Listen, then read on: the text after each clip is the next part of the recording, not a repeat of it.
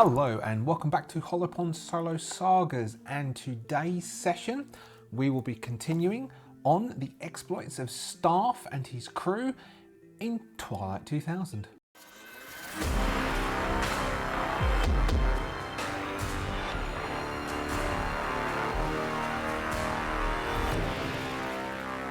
So we continue with episode 7 of series 2. Thank you very much to subscribers. Thank you for returning. If you're new to the channel, may I actively encourage you to subscribe if you wouldn't mind. That would be quite cool. Click, click, click. And for all your support, I thank you very much for your watch time, for all your comments. Thank you very much indeed, and thank you to our members. Now, I've got a bit of a cold today, so I might forget some stuff. But anyway, so it might also be a bit of a short session. But where did we leave Staff? So our team had split into two. Staff and Jack travelled down to try and investigate the Marauder camp and see who was there. And then we had Jane, Toby and Jacob. They stayed behind up near Rocklaw and basically held the fort, as it were. Jack and Staff had travelled down in a jeep. Their jeep they left camouflaged here, and then they travelled on foot to where the camp was and engaged the camp, as they only found that there were approximately 5 people at the camp, and so they engaged the camp. Staff taking shots from a distance and Jack moving in close because Jack had his M16, Staff had his L96. Sadly, that went a bit, I don't know, I'm starting to think the Staff may bite off a little bit more than he chews. I mean, he might be a standard operator and just go in. But we did do rolls to see if he could come up with a better plan. He couldn't come up with a plan. We then gave Jack a chance to sort of like say, hold on there, boss, maybe not. But he didn't either. So they engaged. They took out the remainders of the Marauders at the camp. But also, sadly, one of the captives that the Marauders had taken also died in the exchange of fire. Jack was injured, got a critical injury, which was a shot to the kidney. I believe it was a ruptured kidney, which can be lethal, but has a heal time of 2d6, and if I remember rightly, we rolled 9 days. Staff did a medical check, a lucky medical check, and saved Jack's life, but Staff ended. So this would have been the evening shift. So as the evening turned to night, basically they would have stood. The Marauders would have been standing to, just in case of an attack, which they did receive. And so we would then pick up this episode. We'll leave Jane, Toby, and Jacob for now up near Rocklaw, and we'll work out what they do at the end of after we do this. For this part, we would basically have Staff, who I described at the end. So Staff had to do how the medical checks, which I hadn't looked up before, but just to remind you, medical checks for critical injuries work that when you're stabilising the injury, it takes the same amount of time to stabilise the injury as the time limit for your injury. So time limits for injuries can be in rounds, shifts or stretches. Basically each time a round passes, if it's a round, so such as if you have internal bleeding, which is 9 on the torso for the critical rolls chart, every round you would need to make a stamina check, which is a death save, or you die. So the medical check would take a round, but that medical check would switch it from a round to a shift. A round to a stretch. So it would go from a round to a stretch, and then every stretch, which is about 10 minutes, you would need to make a death save, or you need to make another medical check. That medical check will then, and it's taken, so the first medical check would take 10 seconds. Basically, you've sort of semi-stabilised, you've just stopped the major bleeding. The second 10 minutes is you starting to begin packing the wound and making sure everything's okay. And then that would then switch to a shift, which would mean that then you'd be doing surgery to fix up the wound and make sure the wound can now start to heal. So a ruptured kidney is a shift injury. So Staff would have taken a couple of hours in basically saving Jack's life. So Staff is knackered. So it's now dark. So now we're moving into, so this is the night shift for Staff. So it's now dark. So Jack for the night shift is resting, like recovering. So we could say sleeping. So Jack is unconscious. So it's night. We would say we'll make a roll. Let's say, so would the survivors be too traumatized to help, or would they be helping? I would think we could easily go 50-50 on this, whether they will help or not, and we'll see whether they might run away, because they might think more marauders have just come and attacked these marauders, and they're just going to be taken from one bad situation to another bad situation, for all they know.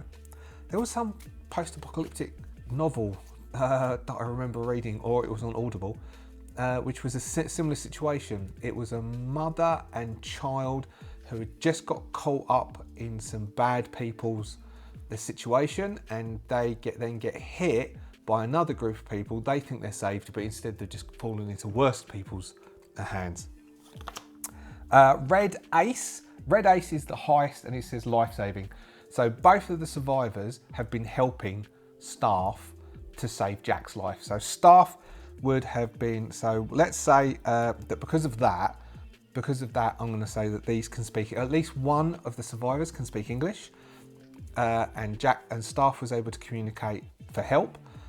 They could speak English. Staff then was relieved that they could speak English. They were going around and trying to find medical packs and surgery packs to help Staff, and maybe, I don't know, I think this is less likely. So I think unless it's another red picture card, I'm going to say no, that this individual doesn't have medical knowledge, but they could just help. They basically Staff directed them.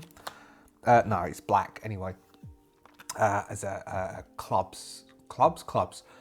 So no, they don't have medical knowledge themselves, but they basically pulled themselves to, and then they would start to mourn the death of their maybe their friend, maybe not their friend. Or maybe they've become friends, maybe due to Stockholm Syndrome, they've not become friends, or whatever. So Staff is basically elbows, chest, covered in blood from Jack. Jack is patched up and recovered. So now Staff, let me have a go through this. Staff was on watch for daytime. Then he explored. So Staff might need to sleep. So we would then have maybe the captives might go on watch. So Staff is going to try and convince them, because otherwise he's awake. Maybe, I don't know. Let's see if there's any coffee or anything, or anything that Staff could use as a stimulant. Because there was some additional scavenging tables that I stumbled upon, and one of the categories in that scavenging table, I think it was on the Facebook group, on the Twilight 2000 Facebook group. One of the things that was mentioned on there was stimulants. So let's give so Staff is going to scavenge quickly. So scavenging quickly, Staff is going to try and find something like food and something to sustain himself, and then see if he can stay awake. So Staff is going to quickly have a scavenge, which I think is survival. D12, D8. We'll give it a straight D12, even though it's night time. So Staff is going to scavenge and then possibly go on watch within the night shift. If he can't find something and he fails a stamina roll, he's going to fall asleep, because he hasn't slept since... Oh, he did sleep. So this is the 13th of May. He did sleep the 12th of May. Scavenge roll. Yes. Okay. So he's found something to help him stay awake. So we'll give him a D8, which is a stamina roll, and we'll give him +2 for like he eats coffee out of a little sachet. He has an extra strong coffee, piles loads of sugar in it to buck himself up, and then he's going to try and do watch. And then think about how to move Jack in the morning. Missing, so he will attempt to push that, which will give him 1 point of damage, which he could do without. No, okay, so Staff does take 1 point of damage because of that, because though he pushed it. Staff is going to be too tired to keep watch. So let's see if Staff can persuade one of these to keep watch and say, look, because he's just gone, because it's knackering trying to save someone's life. No, he could try pushing that for stress. Oh man, what's he gonna do? All right, we'll push that. Yes, double hit. Okay, so he starts to say to him, look love, I'm knackered. I can't stay awake. I've ate 2 lots of coffee and I ain't staying awake. I need you to keep out your eyes, all right? You just got to let me get some sleep. I just need a couple of hours kip and then I'll be fine. And they're like, oh, I don't know. Like, we just need to get away from here. What if they come back? Love, they ain't coming back, all right? They ain't coming back. There ain't no more of them. They're all gone. We killed the lot of them. Don't worry about it. And they then go, they're all dead. All of them, mate. Every single one of them gone. Don't you worry about it. And with that, they'll be okay with it, and they will keep watch. And we'll give them civilian stats, which is on from the back of the I think it's the referee's book. They've got loads of stats, and I just took them out and laminated it. So a civilian is intelligence is a C, which is a D8. Oh, it's a D8, D6. Recon is a D, which is D6. So these were civilians with civilians watch. So we'll say because there's 2 of them, they're both going to keep each other awake. So we'll say 2D8. No, so they don't get anything. So 0 watches. Civilians get 0 hits. Staff is going to sleep. Now, one of the benefits of Staff sleeping is he doesn't have to do a stamina roll because there's already cots here, and then we'll work out what Staff does in the morning, and we'll do an encounter roll and see if some bad stuff happens and Staff has to fight that off themselves. But let's do that after. We'll quickly switch back. It's the night shift. Who slept? Jane hasn't, so Jane is going to have to sleep. Jacob slept, so Jacob is going to keep watch. Toby hasn't slept, so Toby will sleep. So we'll have Toby. I think we need to make Toby and Jane make a stamina roll, but we'll give them +2 to allow them to. Here we go. So Jane has a D10, D8 for stamina. +2 would be a D12, D10 because.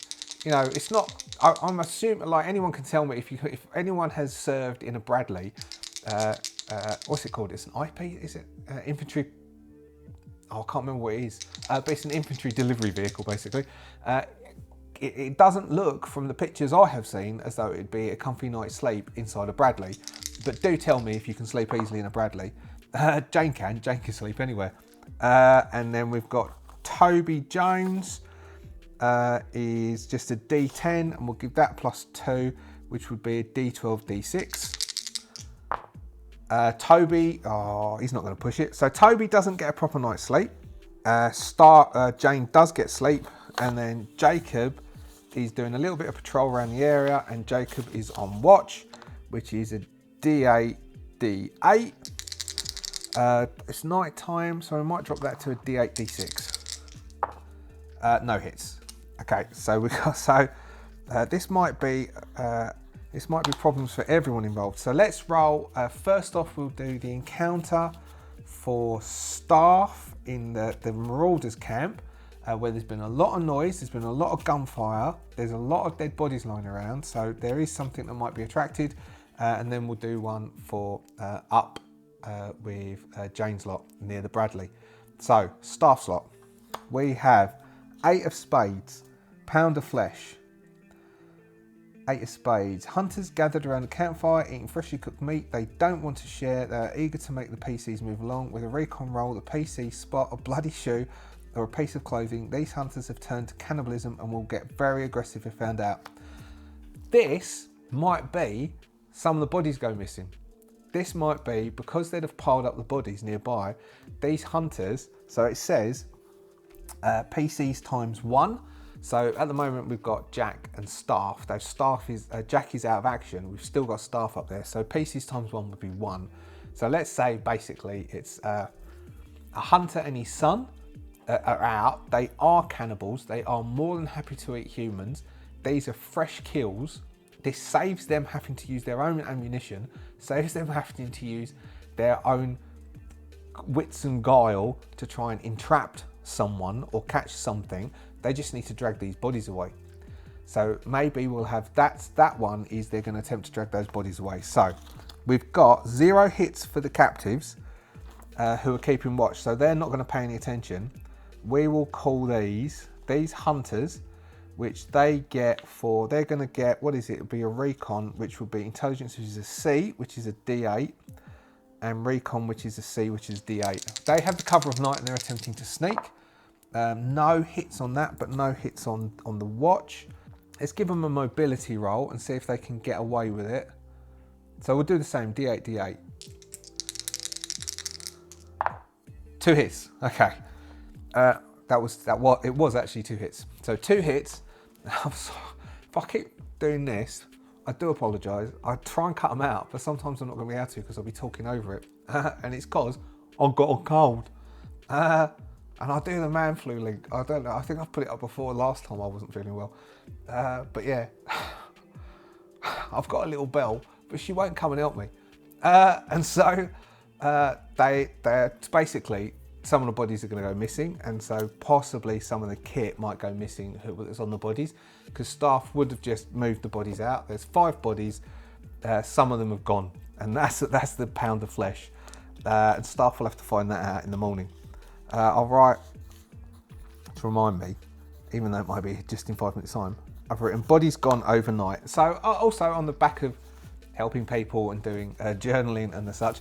So that's basically my 1-day journal for everything. So we've got the morning, day, evening, night shift. And that reminds me, so that was like what the military base camp was. The people were in cover. Do the captives? Do they have med kits? Oh, do the captives have medical skills? No, we did that. Do they have med kits? Well, yeah, the base would have med kits. I couldn't even read my writing. So that's for the down there. Now we want to see up where Jacob is just getting distracted. Maybe starting to chat because I think they're close. Maybe he starts to chat with some of the people from Rocklaw that are on watch, because Jacob's Polish, so maybe he can speak Polish. Maybe he's chatting to them in Polish. So this is the encounter up there. We've got 4 of hearts. The smell of victory. Oh, this is on the road. So this is only when on transport. Doesn't car wrecks, all burnt out. Is there a I think there's some. Hold on, I'm gonna have a look because I think there's something for if they've been stationary for a while, and they have been stationary here for at least a day. And so we'll do whatever the stationary one is for this. Here we go, stationary players. If the players remain in the same hex for a shift, draw 1 random encounter. However, only events marked with the campfire symbol will be triggered. Doesn't staying still. For each day that the characters stay stationary after the first, roll on the stationary encounters table to the left. Add +1 to the roll for each subsequent day during which the notes remain stationary. The same rules apply for the PC which is subject to home. For the travel encounters, the list of stationary encounters should only be seen as a guideline and inspiration for your referee. You're of course free to expand. Alright, so let's do stationary. So let's say they've been blah, blah, blah, blah. Let's say they've been there for a day. So we roll a d6 and we +1. 7. Large force. A large unit from a nearby faction, twice as many soldiers as the PCs, equipped with heavy that arrives. They demand the PCs surrender to them. They can attack if not obeyed. The PCs will need to flee, fight, or talk their way out of the situation. If combat breaks out, enemies will retreat. That's 8+. Oh, 6 +1, 7. Sorry. Scouts. I said 8+. All of a sudden I thought, oh god, we're going to have a massive combat. No, scouts. A group of scouts sent from a faction. Oh, do you know, I've got a little note that I wrote and I completely forgot about. I wrote it just before I started and it says Captain Jacob. All right. Okay. Scouts. A group of scouts sent from a faction nearby, Captain Jacob, equal to the number of PCs, 3, arrives to observe them. They can be a marauder or military. Allow the PCs at recon roll to spot the scouts. Opposed roll. If spotted, the scouts might attack, retreat, or negotiate depending on their goals. All right. So Jacob did his watch and he failed his watch. So that doesn't work for that, but maybe in the morning. So we've got some scouts from Captain Jacob. So we've got 3 scouts from Captain Jacob have found them. We will give them, those scouts need to make 2 recon rolls with hits, and then they'll move off. And if the team make recon rolls above the ones that they've made, they will spot them before they've gone off. If the recon team, the scout team spots our people, then Captain Jacob knows where they are, and we will then start a clock for Captain Jacob coming down to hit them. And that's where I'm going to need to get the T-72 tank painted up, which I still haven't done yet, because Captain Jacob will have got his T-72 tank back up and running. And I was wondering how we're going to wedge that in. So there we go. Scout team. Scout team have found our team in Rocklaw. So that's where we are. So next, we will move on to the 14th of May. Oh no, hold on. I've got one last thing for the day, which is we've got to do the rad check, because some people have temporary radiation which needs to be moved over. And now I'm going to have to quickly look up how to do rad checks. Oh, okay. So when you lose 1 rad a day, and when you're about to lose it, you roll a d6. If it comes up a 1, a fail, then that rad becomes permanent. But every time you gain radiation, that would be permanent radiation. That would be every time you gain permanent radiation, wouldn't it? Yes. So if you gain permanent radiation, then you need to make a stamina roll to resist radiation poisoning, or you've got radiation poisoning. So first off, we'll do this for both. So who's got temporary rads? Jane and Toby have temporary rads. So Jane. Jane is fine. Jane does not gain a permanent radiation, which is good. Well, let's just say if Jane had gained permanent radiation, at the moment she's got 1, 2, 3, 4, 5. So that would be her 7th. Her 7th total rad means she is on a -3 for -3 free. That's my extend, isn't it? Virulence for disease, which means that she needs to make a stamina roll at -3, which is a D10, D8, -3, D8, D8, D6, D6. She needs to get 1 hit. No. So she would then have suffered from radiation sickness, which means vomiting, page 80. All right, where's radiation sickness? Which means vomiting, diarrhea, and bleeding. Is that it? Is that, and then suffer 1 point of damage. You can't heal damage. You're exposed to a dangerous surgery infection. You say month incubation period. So 1 shift. Oh, basically she'll keep losing 1 point of damage per shift, and she passes that radiation roll. And if she becomes incapacitated, she would. Oh man, see, this is. I was talking about the using radiation. This is why. So basically, at the moment, it would only take 2 shifts, and then Jane is dead from radiation poisoning. But luckily, she didn't get that. But now we might have Toby. So Toby now for his temporary rad. That's okay too. Anyway, so radiation is a bit difficult, and you would then need to have stuff to treat radiation, which there isn't. So it basically means in the end, unless you don't make that, that's it. So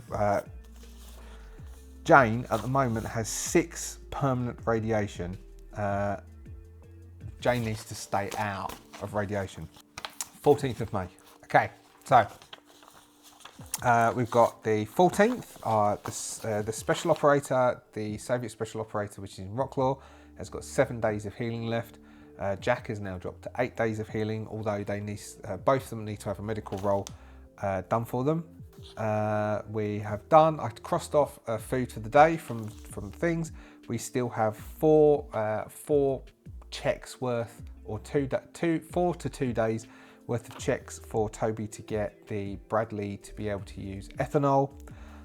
Everybody's healed 1 hit point. Everybody has healed 1 stress. And I've written healing at the end of the day, so I've got that written down, and I gave everybody 4 experience points because they all did something over that day. Because we normally do the experience points at the end of the day, coming into the next day's morning. So, 14th of May. First thing, weather. Weather is still the same as it was the day before, and the day before it was sunny. So it's still sunny. What are we going to have?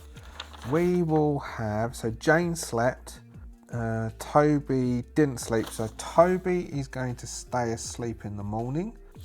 Jacob was on watch. Jacob might sleep with Toby in that morning. Jane will wake up and hobble around doing a patrol on watch. Hopefully Jane is going to spot those scouts. We'll put this clock for this, we'll put scouts, and they need to make 2 rolls. So let's say they're going to be watching for 2, we'll just make them so we need 2 rolls, 2 days. We'll see if they get 2 rolls out of it. One shift doesn't seem enough. They would want to observe them for a while, wouldn't they? A scout team. Now we're over with staff. Staff is going to, let's say staff will, is it scavenging? Scavenging. Staff is going to scavenge around this area. Jack is going to rest. Those staff might need to make a medical check. I don't think that will take the whole time. Does anyone at this end need to make a med check? Probably Toby would need to make a med check. So maybe Toby will wake up, go and check on the Soviet officer, then go back to sleep. I don't think doing a med check will take a whole shift, would it? I don't think so. I think I did that previously, but I don't think that's realistic. So Jane's on watch first. Does Jane spot these people? So they're all gonna, so they'll all sort of like, so Jacob will wake up. So Jacob's got on watch, did watch overnight, so Jacob will have something to eat and then he'll go to sleep. Toby will have not slept properly all night anyway. We'll go check on the Soviet dude, come back, go have something to eat, go to sleep. Jack is still unconscious. Staff will wake up, have something to eat, which he'll just get from that camp, and then he will start to do his scavenging around the Marauder base. And then we've got Jane. Jane will have something to eat while she's hobbling around on her metal leg, on watch, just keeping an eye out, having a look around, probably with the hunting rifle. Though she will like the M16, that's her old favourite, so she'll take the M16 and she'll just like go out for a bit, not too far away, so she can still keep her eye on the Bradley, but she's just looking out. She'll be staring out and see if she can spot anything, and this is where she might spot some binocular glint from the scout team, which is on watch for her. So let's do a recon roll for the scout team. They're just going to be standard Soviet soldiers. Oh, I don't know. Let's go. If we do a black picture card, they are special operations team. Black picture card, which is very deadly, they're special operations team. No, it's just a black card, black 8. So that's fine. So they're just normal Soviet soldiers. Recon is, so intelligence is C, recon C, which is D8, D8. They get 1 hit. Jane, who is doing watch, and then Jane will then, they'll have to organise. Jane will then pretend that she hasn't seen them, or hold on, let's see if she spots them first. Jane is D8, D8, so they got 1 hit. Ooh. 1 hit. 1 hit, 1 hit. What do I normally say for that? I normally see in the team's favour, don't I? 1 hit, 1 hit. Let's give her a second roll. If she rolls another, at least 1 hit on a second roll, we will say, because it's a draw, so strictly speaking, I think it goes in the favour of the recon team, is how it's supposed to be. It's in favour of the one who's hiding, rather than in favour of the one who's watching. But they're the NPCs, aren't they? We can't have them win. It would be quite interesting for the T-72 to come down, but they might get away. 1 hit. Okay. So Jane thinks she sees some people out in the bit. Now, I'm going to give her, let's give her, I don't know, will they spot that she's spotted them? Will she give it away? I'm going to give her an empathy check, which is, she's only got D8, but I'm going to give her a D6. All right, she'll push that, see if she can hide it. Come on. No, okay. So they may have spotted that so she's got stressed because she's seen, here it is. So she's got a bit stressed. because she has seen, because she's seen that they're being watched. Now let's give them an empathy check to see if they can. So they've got a D8. They've just got a D8. I've just given it. Oh, they're going to roll a hit, aren't they? And they're going to leg it. Yeah, they rolled a hit. Okay, so, all right, so they've spotted. So we've got. Oh, they're going to be. Oh, mind you, they've got the Bradley. They do have. Do they have another Jeep that's usable? I think no, because they took that Jeep. The other one was damaged from the explosion. It's going to be a foot. All right, so we're going to have the scouts are going to run, and we'll deal with that next session, and then we're going to jump back down and see what happens to Staff and Jacob. Staff is going to do some scavenging, and we'll see what is going to happen for Staff and Jacob, and see if Staff finds some stuff, and then we're going to have Toby, Jacob, and Jane. So the Bradley won't be able to move until the fuel has been exchanged over, and then the Bradley's going to be able to move. But the problem with Toby deciding to just fix up the Bradley without asking anyone's permission is he's basically disabled the Bradley. So the scout team are going to quickly grab their stuff and try and run. Jane is going to shout and get them to pursue. So that's why we'll leave this scene. So this scene is, so she's gone around the outside. There's a ridge just to the side where she's kind of like spotted because she thought there could be someone up there because it's a ridge, and she's seen there is someone up there. It's within enough of a distance that they could try and pursue and track this team down. Jane is going to have to, I think Jane is permanently, so what have we got? We've got Jane has a severed leg, which means Jane can't run, and mobility checks are always at -2.